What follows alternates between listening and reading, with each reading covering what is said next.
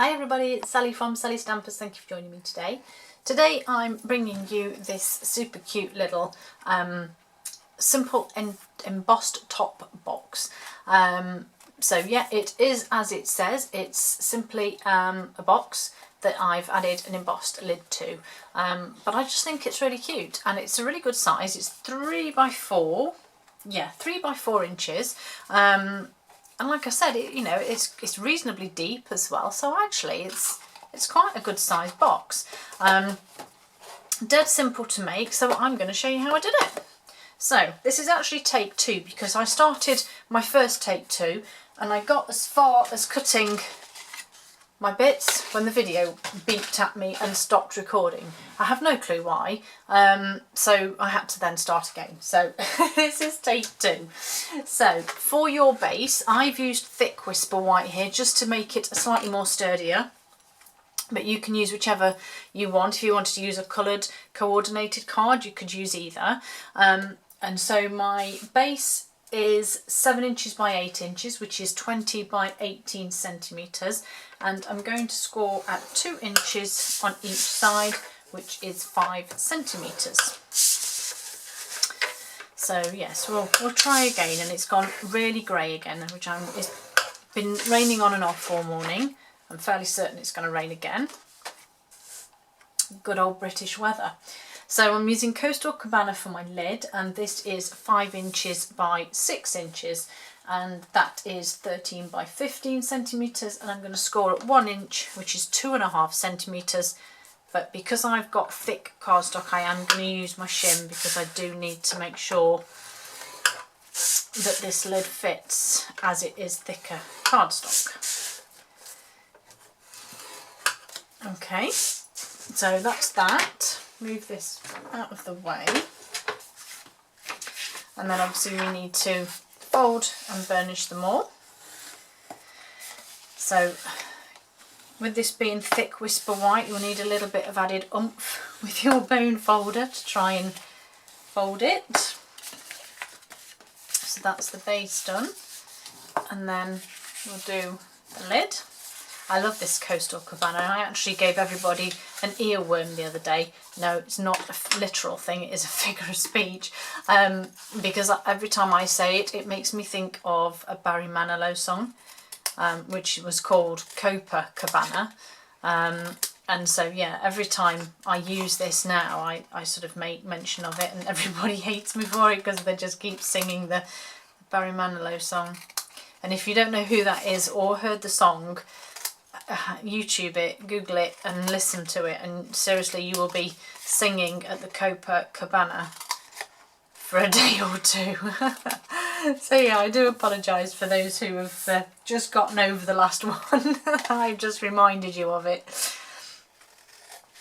So yeah, we're just simply doing as we do with all of our boxes, just cutting those wedges off the sides there, off these corners, just to make our tabs. I should really be using my longer scissors, but that will mean being a bit organised and getting up, won't it?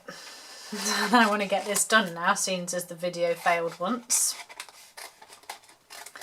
So just cutting those wedges, and don't forget, if you haven't heard of Stampin' Up before, and maybe this is the first video that you've seen using their products and you're not sure what they are or what they do, just hop on over to the online store, and the link for that is just below, and you can have a look. There's a menu down the left hand side that will give you all of you know, sort of paper, ink, Big Shot, card, things like that. Go and have a look, have a wander around. You can't really get lost, and just have a look, and you'll see that we've got some beautiful new colours in our arsenal, I suppose, now, and Coastal Cabana is one of the new ones. This is Pacific Point, which isn't a new one, but it's still beautiful. Okay, so we've done that to our base and our lid, so I'm going to pop the lid to one side for a moment. Just before I do any more with this base, I just want to trim these tabs because they're just a touch too long. So I'm just going to give all of those a trim. get rid of my rubbish. And then before I do any adhering, I want to do my sponging around the edges. So, oops.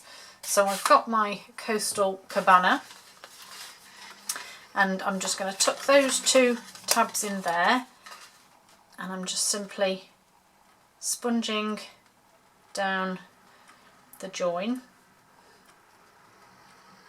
I'm trying to do it as quick as I can. Obviously hold the tabs out of the way so that you can get that on, and then you do exactly the same the other side. And as you see, you don't need much for it to start to show. Just these 2, and if you're not careful you do end up getting covered in it, so it's an opportunity to get covered. So I've done those bits now, so the only bits I need to do, just fold those back out, are these 2 bits. So I'm just going to fold those both in and then go all the way along. This just sort of ties it in with the other join, which I will show you in just one moment.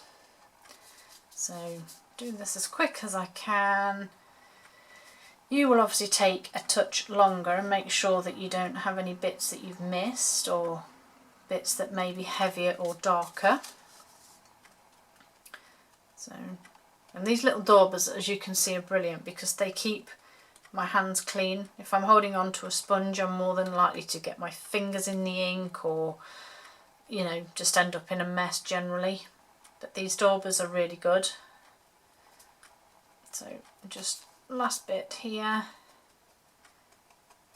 Perfect. So pop that down. Just check I haven't missed any bits. And no, I haven't. Beautiful. So I should put that away for a moment. So now I can adhere this box up. It's very simple. Oh, still, I thought yesterday I was preparing these videos and making these up and things. And I thought, brilliant. This has run out. I've got 1 more refill. Open my drawer, 2 refills. So 1 more refill after this. Oh, crumbs. I couldn't believe it. I thought, no, I just want rid of it now. But I'm not, oops, I'm not going to not use it because that would be a waste. So yeah, just adhering these tabs here, and then just simply make your box up. And obviously you can see what I meant now about just reinforcing that daubing, just, or sponging just on the corners. It just pulls it in just a little bit tidier. So there's my lovely little box base. So I'll pop that to one side. Now before I do my lid, I'm going to need my 2 layers. So I have a plain layer, bring that box in. So I have just a small plain layer underneath. So that one is 3 7/8 by 2 7/8. Yes, I'm sorry. And that is 9.8 centimetres by 7.8. And this one can simply go straight on the top of your box. And this is why I haven't adhered it yet, because it's easier to stick this down first. So that's that bit done. And then your bit that you're going to emboss is 3 3/4 by 2 3/4, which is 9.5 by 7.5 centimetres. So I need to emboss this piece. So my spritzer, because it's thick whisper white, it may not struggle to emboss, but because it is thicker cardstock, and I don't want it to crack or spoil either, so I'm just going to give it a good spritz on both sides.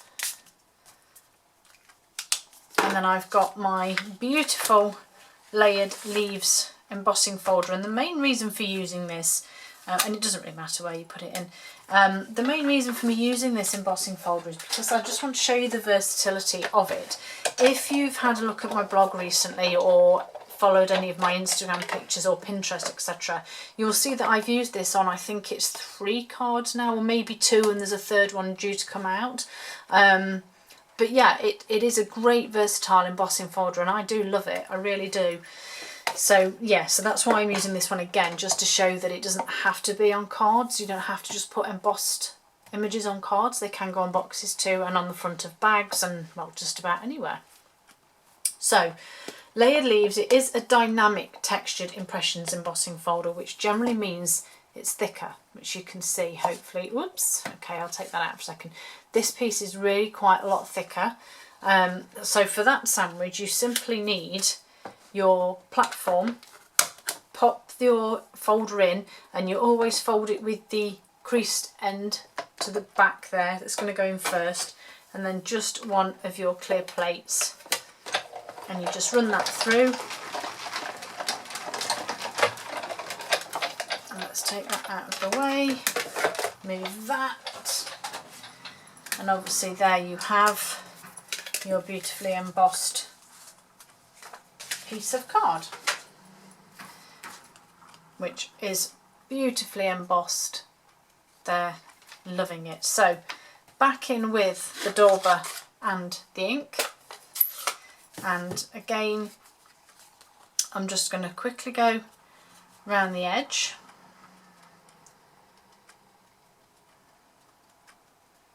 Just get those again, just to give it the to make it stand out really from this other white layer that we have. And then it's just a case of very gently then just stamping where the raised parts are. You don't need a lot of ink. As I say, I mean, I'm not re-inking it as much as I did when I was doing the edges, just because I wanted a more lighter effect on here, and I just don't want it all coloured, otherwise I may as well just use coloured card. So just using this just to add the last bit. A bit heavy there, but never mind.